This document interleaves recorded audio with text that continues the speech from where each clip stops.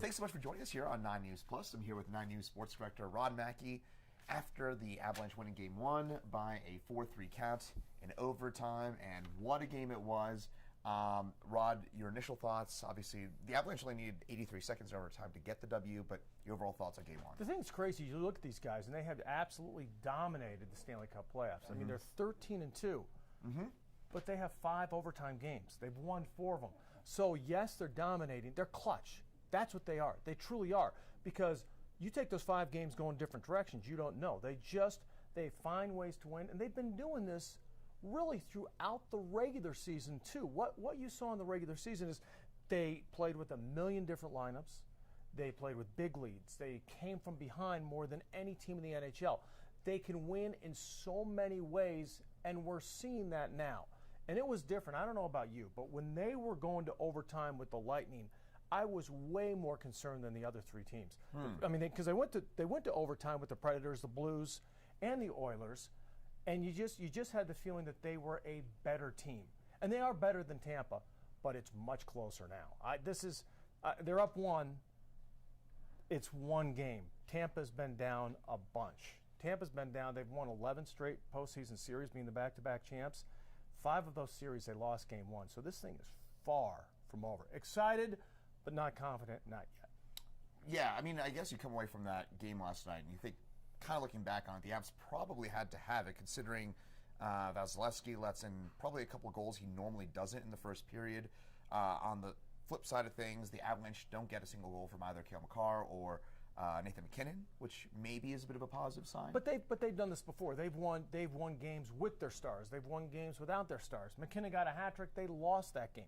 True. I mean, there's been, as I said, there's just lots and lots of ways to win. And Darcy Kuemper, he's the one guy that concerned me.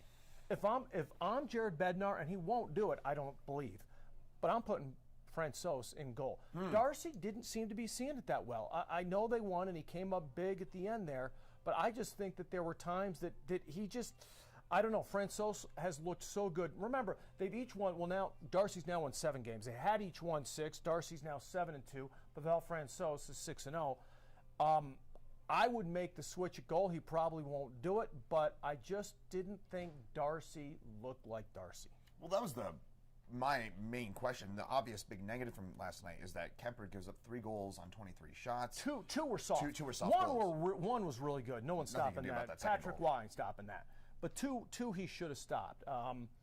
They got it done, but the good they really do have a 1 and 1A goalie. I don't think it's a 1 and 2. I think they have 1 and 1A. I don't think they'll make the switch. I would make the switch, but again, I'm sitting here reading the teleprompter, and Jared Bednar's coaching the Avs. So, not my decision to make. That's the one move I would make. Well, isn't the concern that the gap in goalie, you got Vasilevskiy, and then, not to necessarily hate on Kuemper too much, but the gap is huge between those 2 positions. Well, I wouldn't say it's huge. He is the best. He's not going to win. He's not going to win the Vezina this year. He was the Conn Smythe winner the previous year in the Stanley Cup, and he is outstanding. But you saw with those 3 quick goals and then the one in overtime, he's human. I mean, this is not. And the Avs, what we saw is the highest scoring team in the NHL beat the best goalie in the NHL. I think they can get to him. The other teams have gotten to him. It's not unstoppable. And I think what we've seen before with Darcy, too, is after a game when he's a little lackluster, he'll step it up, and that's why Bednar will probably go back to him. But Francouz is good as plan B if you want to go that direction, too. Well, if that does go in that direction, I mean, I guess one of the positives, certainly from the Avs and for the Lightning, too, that we'll find out in the series, but both teams seem to have a really tough mental fortitude about them. I mean, the Avalanche give up a 2-goal lead, which you shouldn't do against a back-to-back Stanley Cup champs, but they still get the job done last night. And then again, on the flip side, Tampa, as you mentioned, they've come back in all their series. It's also on the ice, but also emotionally, it's a pretty big battle as well. I think it's a mental win, honestly, for both teams. The Avs winning is huge, and I think it's actually better than had they won 7-1, because they showed they can jump on Vasilevskiy. They also showed that they can kind of fall back, get back on their heels like they did against that Edmonton in that crazy, what was it, 9-8 game or 8-7 game, whatever that one was. And yet they were able to hold them off and get it done in overtime. Tampa, at the same time, to John Kuemper, their coach, said, we played far from our best game, and yet they almost won that game. They know they can bounce back. And you mentioned it would have been a really bad game to lose for the Avs. Maybe, but maybe not. Colorado they've lost twice at home in the postseason. It's the road where they've been unbeatable. That's the crazy thing about this. And obviously, 13-2, they're finding all kinds of ways to win the playoffs.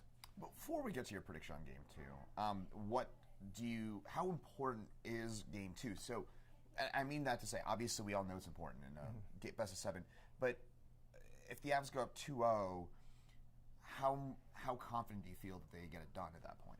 If the Avs go up 2-0, I think they win in 5. If it's 1-1, I think they win in 6. I don't think it goes 7. I think they're a better team. I still think they get it done. Tampa is a much better team than the Blues, than the Predators, than the Oilers. But I think this is the Avs year. If Tampa was going to win the game, I thought they were going to win Game 1. I'm glad to be wrong. I'm usually wrong. I'm glad to be wrong in that one because I thought after the Avs' 8-day break that Tampa would be a little bit sharper. Tampa was mentally tougher because they have been to the Stanley Cup in back-to-back years, winning it both years. Didn't turn out that way. The Avs got that one. I think they'll take Game 2. I really do. The Avs will take Game 2. I think Avs take Game 2, and I think they go ahead and win it in 5. That's what I'm going with. Wow. Yeah. Okay. So I hate to jinx him. The Mackey jinx. I don't want to jinx him. Maybe we should erase that from the tape. But that's what I think. I just think they're a better team. We'll see.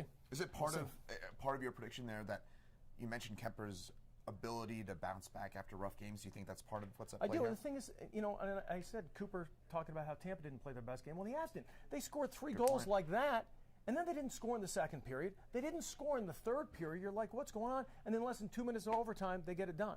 Yeah. So they didn't play their best either. There's going to be all kinds of adjustments from the first game, and I will give this to you. The crowd, I don't know how much you could see it on TV. It was insane.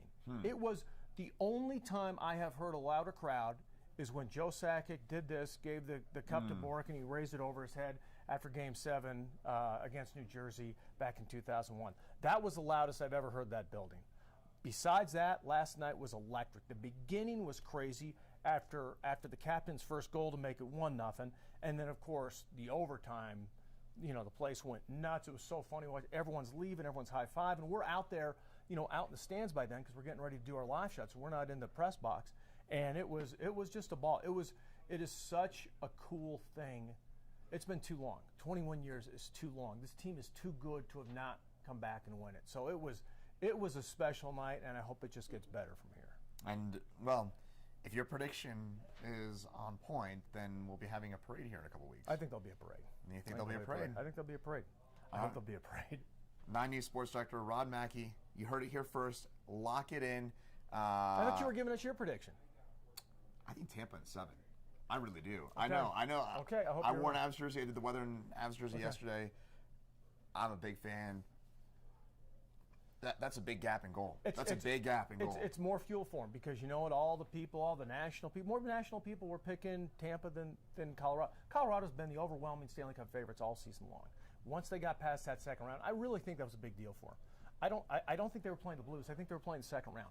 Once they got past that really got their monkey off their back. Believe it or not, I think they're playing looser now than they did in round 2 because that was the hurdle they had to get over. Okay, but to that, so I was going to wrap things up there. St. Louis was a good team, and to me, it felt when they were playing the Blues, in my mind, if they got past that, I thought they were winning the Cup. And then the game last night when I watched it, despite the fact that the Avs won, and again, I'm just a guy. No, Tampa is a better team, but I still think Edmonton, even though they swept Edmonton is better than St. Louis. Calgary is better than St. Louis. I just think the Avs, at that point, stepped their game up. I think that's what it is. I don't think it's the Blues versus the Oilers. I think it's the Avs played at a different level. Okay. We saw that last night, second, third period, not so much, but they got it together. They won a game. You could say they stole the game because, honestly, after the first period, the Lightning probably were the better team. But the Avs got it done, and now I think here we go again with the momentum. So we'll hear Blink-182 again on Saturday night? Well, they always do that. They love that stuff. That's great stuff. There's so many cool things. There's so many cool things at those Avalanche games. I went to the watch party last night outside Ball Arena, and it was, to your point, That was electric, and that was an absolute blast. It's fun. It's cool to see. It was fun. My first year here was 2001, and again, that was. And I've been to a couple Super Bowls, and the New York Super Bowls are the worst sports experience of all time. When the Broncos won it, it was phenomenal. But that small, tight building that you have in hockey, and that electricity, and there were far fewer Tampa Bay jerseys or sweaters, whatever you want to give it the right term, in the building that there were with the Oilers, the Blues, and there weren't that many Predators either. The Avs fans aren't selling their tickets now. They're all in. It's awesome. Oh, it's awesome. And I guess a final question: how is the atmosphere in Denver in Ball Arena compared to what it was in 2001? It's honestly, I think it's more. I think it's more right now. Now, again, it's not the Game 7 atmosphere because there's nothing like a Game 7 in the way they won it. And again, as talented as this year's team was, that 2001 team, I mean, that was better than any All-Star team. I mean, Borg, Blake, Waugh, Sakic, Forsberg. Forsberg didn't even play in that one with the spleen.